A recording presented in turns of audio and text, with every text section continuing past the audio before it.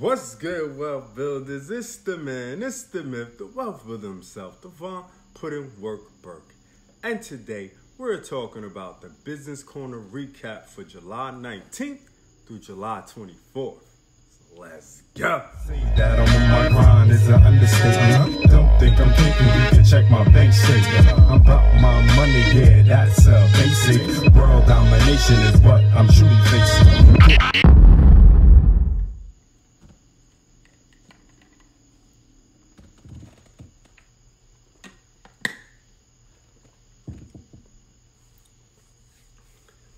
Before we get started, make sure you subscribe to the channel because we talk about making more money, saving more money, building a better you, and business news. So with that being said, let's get to the topic on hand, the Business Corner recap for July 19th through July 24th. If you don't know what the Business Corner is, it's my newsletter. You can get the Business Corner newsletter sent to your inbox Monday through Friday by signing up to the list below. The link is in the description.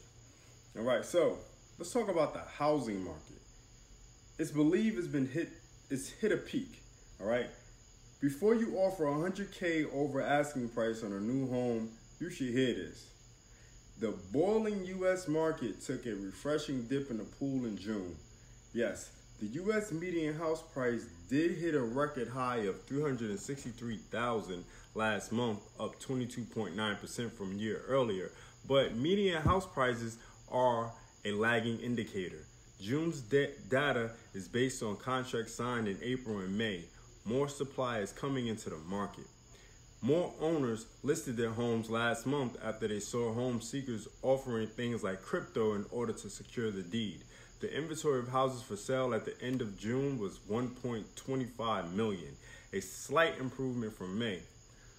I don't believe you'll see this kind of price increases you've seen in the last 12 months. Shirley Palmer, a home builder executive, told the WSJ, that's not sustainable. Bottom line, despite some cooling off, strong demand and ultra low mortgage rates will still keep the housing market competitive in the months to come, experts say. So, there you have it. Supply chain. Supply chain issues have been plaguing the food industry. Even Taco Bell isn't safe. Taco Bell announced that there is a national supply shortage and delivery delays, and many locations will not be offering certain items off the menu. Taco Bell isn't the only chain being affected by ingredient and labor shortages. Chick-fil-A had to put a cap on the number of sauces that it can give out to customers. Starbucks ran out of oat milk and was forced to temporarily remove other items. KFC is struggling to keep up with the high demand for this new chicken sandwich. Well, good luck. Taco Bell didn't specify which items at which locations are out of stock, so you may just have to take your chances and roll the dice. Check out these helpful tips to save money on your next takeout run in the link below. All right, so COVID-19 has affected every industry, even streaming. Netflix added 1.5 million new subscribers, better than its meager estimate of 1 million, but that's a drop in the sea when it's compared to the current total of 209 million. Due to COVID-19 production delays, Netflix had a smaller number of releases this spring, while Disney Plus managed to capture eyeballs with The Falcon and The Winter Soldier. In the US and Canada, the company lost 400,000 subscribers, the first time it's lost subs in those markets since the second quarter of 2019. So where could and should the growth come from? Netflix confirmed rumors is jumping into the gaming industry. They said we view gaming as a new content category for us. Bottom line, right? Heated competition from Disney Plus and a lack of popular new shows is causing Netflix to sweat a little. It needs another Stranger Things ASAP. All right, so we got the earnings recap. IBM, the tech company, reported earnings after the bell. It had a solid quarter, beating expectations on the top and bottom lines. IBM spent $1.7 billion on acquisitions and maintained a positive outlook for the rest of the year. Revenue grew 3% year over year. Shares of IBM jumped significantly in extended trading. AutoNation, the American automotive retailer, topped earnings expectations and expects strong demand for vehicles going forward. The company said sales of new and used vehicles surged 42% and 37%. Steel Dynamics. Likewise, Steel Dynamics topped earnings expectations for the quarter, beating on both revenue and earnings. Steel Dynamics shares have jumped about 60% so far this year.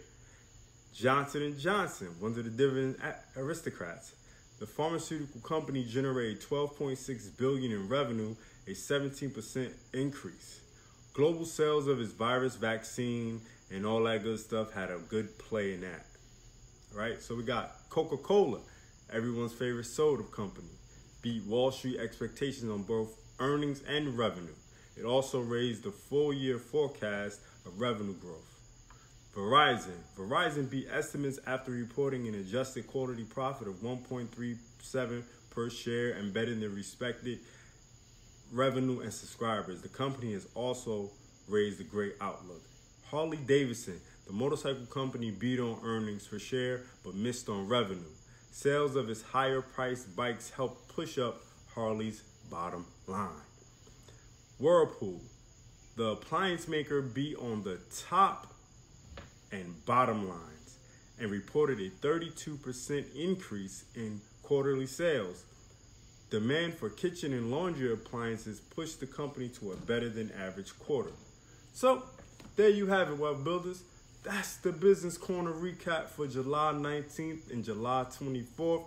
If you want to sign up to the newsletter, it's free. It's free. It's free.